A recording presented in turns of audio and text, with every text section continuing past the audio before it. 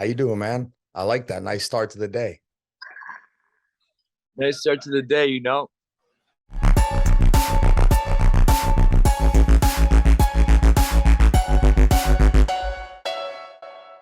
Jack Grady takes on Ryan Reber at BKFC 32 on November 5th. It's going to be a fun fight, man. I wanted to get him on the show to talk about it a little bit. But I can see, again, nice start to the day. Is that how you like to get the day started before you tackle everything? Yeah, man, I'm a big advocate for marijuana. I have a few sponsors, Kiss My Fist and Lockdown Vapes. They're helping me out. I feel weed helps out. I'm a good dad. I smoke weed and I fight. Some things that used to look frowned upon when I was growing up. Um, I was getting into a lot of fights. I get in trouble. I'd be smoking weed a little bit. I would get in trouble. I had some issues back when weed was not legal. People didn't think I was a good dad, and I'm here to change everybody's mindset on me. I'm here to shock the world, and one fight at a time. I'm here to shock the world. That's it. And What is that? That's around your neck there.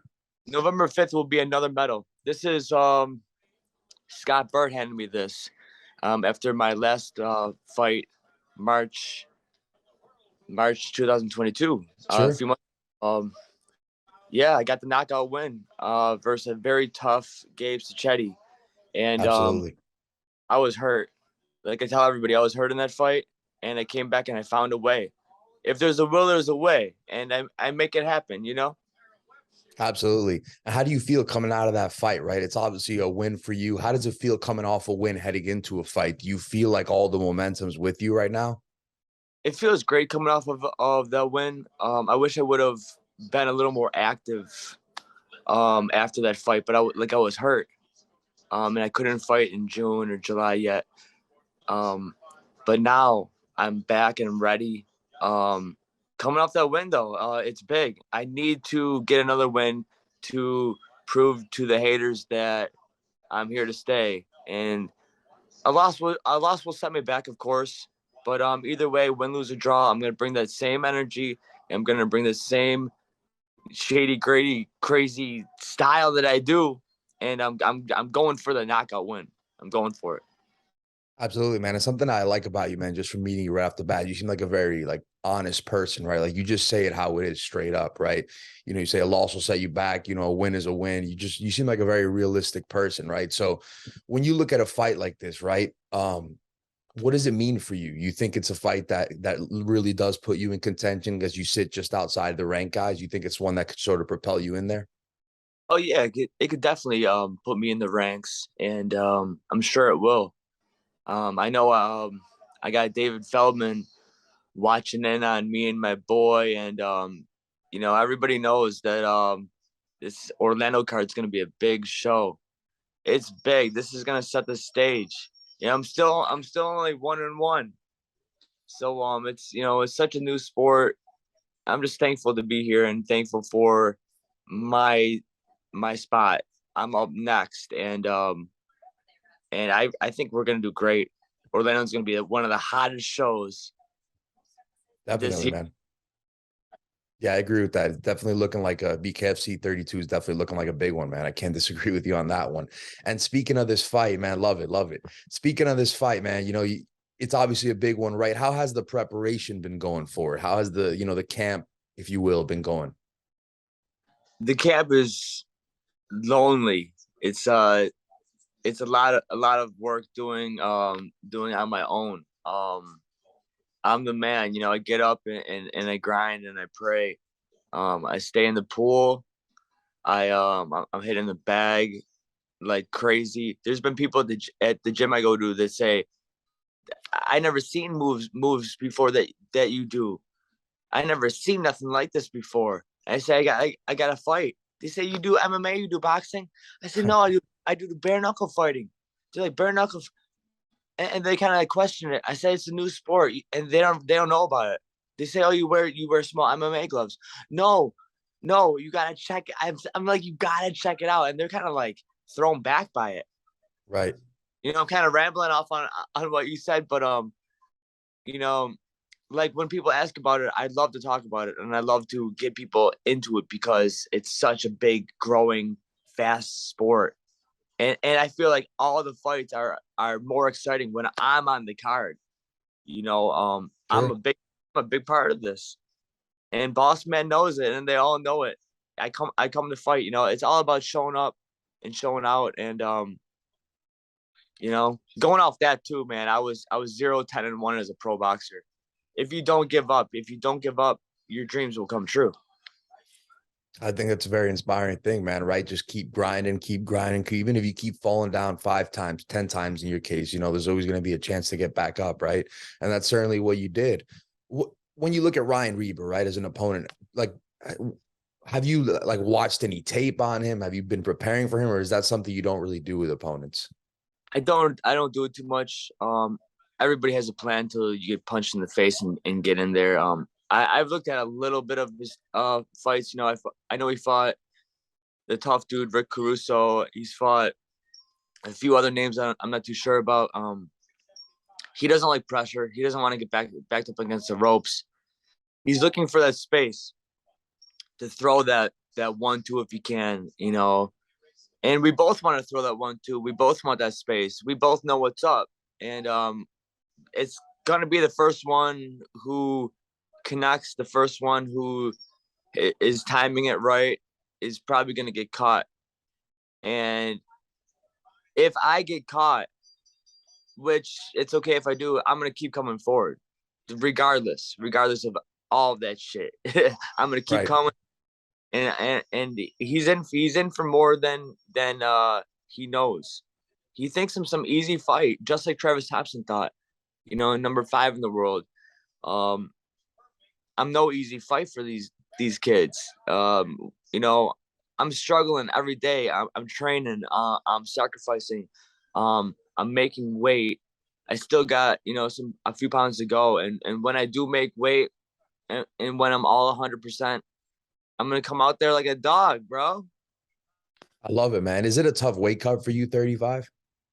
You know what? It's getting a little harder. I'm about to be 36 in November. I do like to eat I'm sure pizza. the kids' snacks around and all that doesn't help either, right? Um, oh, I like chocolate.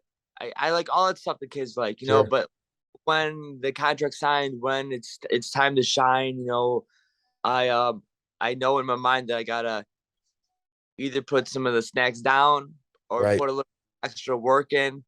And it might be difficult, but I know I could do it. I've done it before. I've been pro since 2014 in boxing. I've been boxing since 2005 in the amateurs. I mean, this is definitely not the first time I've been here, but it's only my third time without the gloves professionally. But yeah, I've been into a bunch of fights too as a kid. Making weight's just part of the game.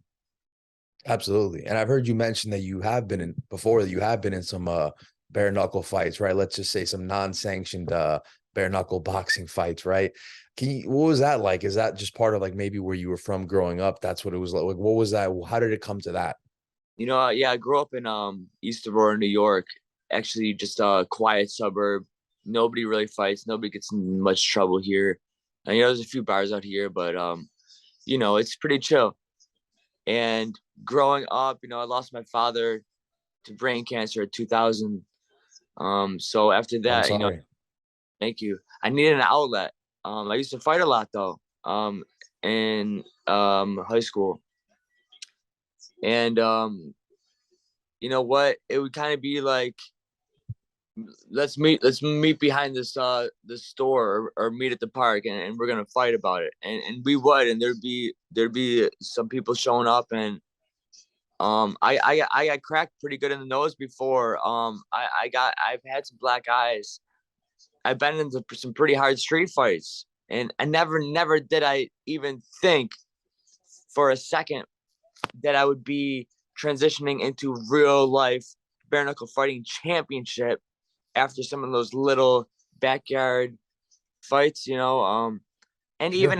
even when I was in pro gloved boxing, I would never have thought that I would be taking the gloves off to do something that's like, from something from the 1800s. This is something that the UK guys are big into, and there's nothing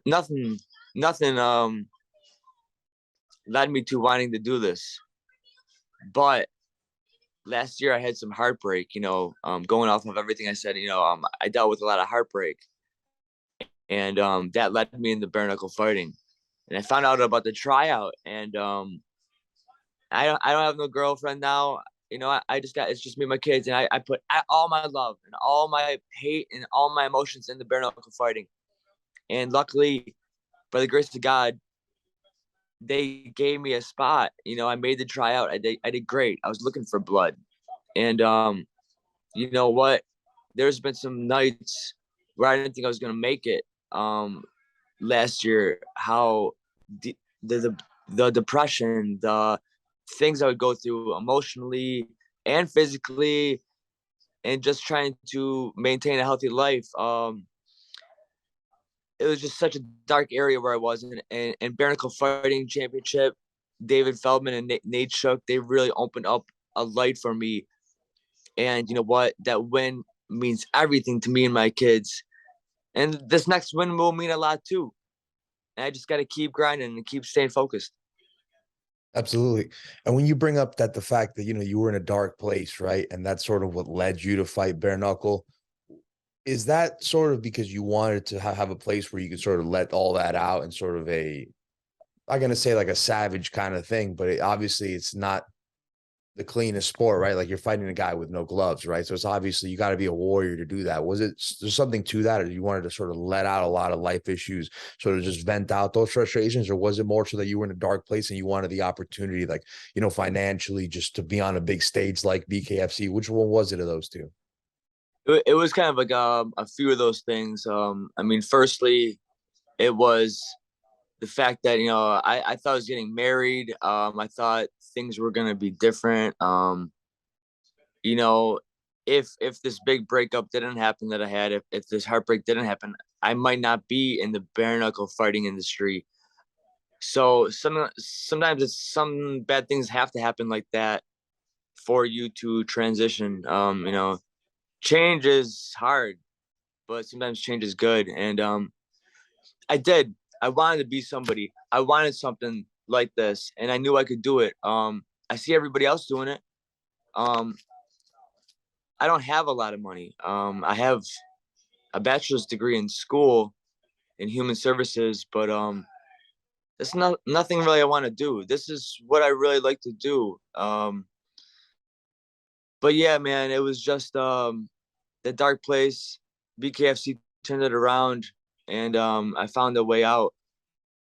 So it's just a pleasure to be able to talk to you about it and talk to all my friends and family and fans alike to spread the good word of bare knuckle. And the main thing, do not give up on your dreams, because if I can do it, y'all can do it, you know? Yeah. And on top of that, bro, don't let nobody say that you can't be a good mom or a dad and light up once in a while and have fun. Sure, absolutely, man. Amen to that.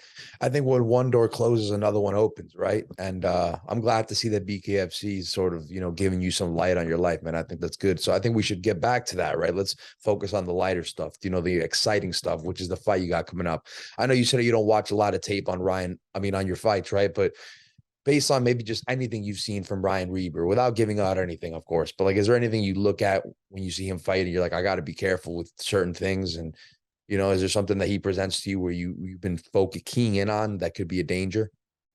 I know he's in his 20s. He's young. He's hungry for it. He's 2-0.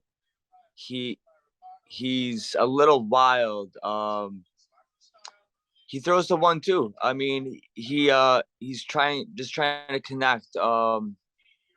It's nothing that I haven't really seen before. I already fought the Animal, Travis Thompson. I fought Gabe. I fought all these pro fighters. Um, he's a dangerous fighter. I'm not taking him lightly at all. Um, can I beat him? Yes. But can I get caught? Definitely. I know my life is on the line right now. I know I have to fight and I have to bite down and I have to jab and I have to work and I have to move my head. I have to do everything I have to do to get in and keep working and put him down. However I can do it. I don't know. I don't know what shot it's gonna be, but I do know he's fast like me too, but I'm faster. And it's gonna show. It's You gonna be a definitely have quick flash. hands.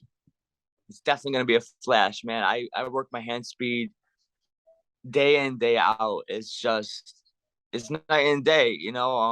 People don't know how fast I am for this little white boy from the suburbs. They think it's funny, but look what happened to the last one, right? Sure. Absolutely. Yeah, yeah. So I saw a video on your Instagram where you said something along the lines of, I can't wait till they start taking me more serious. I'm not trying to like quote you and get anything out of you, you know what I mean? But what I'm trying to figure by you saying that is, do you feel like you're kind of being slept on in the company of BKFC? And also, do you feel like this is the fight to sort of show who you really are? You can be, you win this fight, you get 2 wins in a row and you're pretty much onto something there. I mean, I think ever since the beginning when I took on the Travis Thompson fight, I think after that fight, they started opening their eyes. Like, whoa, like he cut this dude up. He almost put him down, and I almost won that fight. But Yeah. almost wasn't enough. They needed to see what I got. I think, and then my second fight in the BKFC, I showed and proved that I'm not just a casual BKFC member that's gonna fight once in a while and stop. No, I put the dude down, and and some for some reason I want to keep going. Something in me wants to keep going, and this third fight, man, it's really hard to say what will happen from this. I see a big doors opening slowly. They're slowly opening, and I'm trying to push them open. And it's all about making it happen. You can't take fights. You have to take fights. When the opportunity is there, seize the opportunity, and that's what I'm gonna do. November 5th. Don't blink. Absolutely. Yeah, man, that might have to be your new name too. Instead of Shady, switches to Don't Blink if you get another knockout in this one. You know what I mean? Yeah. Oh man, the Yeah, ghost. I like yeah, that. Shit, yeah. No, the no, I ghost. like that too. I like that too for sure. So, you look at your division, right? And obviously you don't want to look ahead, right? You said this is pretty much you're fighting for everything here in this fight, right? But when you look at your division, if you were to look ahead, you get the win. Do you see any fun fights for the fans, right? Because you're obviously a guy who comes to, you bring it, right? There's a lot of fun guys in the division, right? Bedford, Barnett Jr., Diaz. You get the win here, and I would love to see you in there with a lot of those guys, man. What do you think about the prospect of that? I think it's wild. I think there's tons of great fights to be made. Like you just said, Reggie Barnett, he's got the belt, right? I mean, I want Sure. that belt. Um, I like the other fight. I met him at the inductions in July. Johnny Bedford. I would love to fight him. I don't see anything these guys doing to me differently. I don't see I don't see much competition. I mean, there's so many names. There's Anthony Reddick. He's super tall for the division. There's a lot of different sizes and styles, and you know whoever they want to give me, I'm down to fight. I did know they were probably going to offer me Ryan Reber. He was just another opponent that I saw a potential matchup with, and I think it's great. It's gonna be fireworks. It's going to be a good one. Absolutely. I'm definitely looking forward to that, man.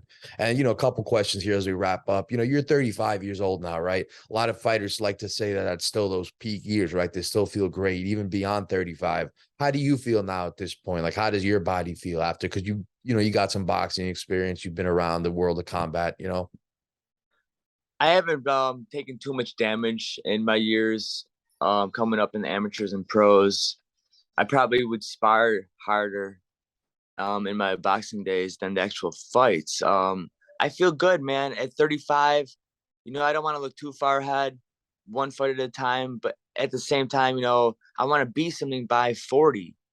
I want, everybody wants to be like Lorenzo Hunt, and be like a two-time division champion. I think he just hit around 40. So yeah, Sure.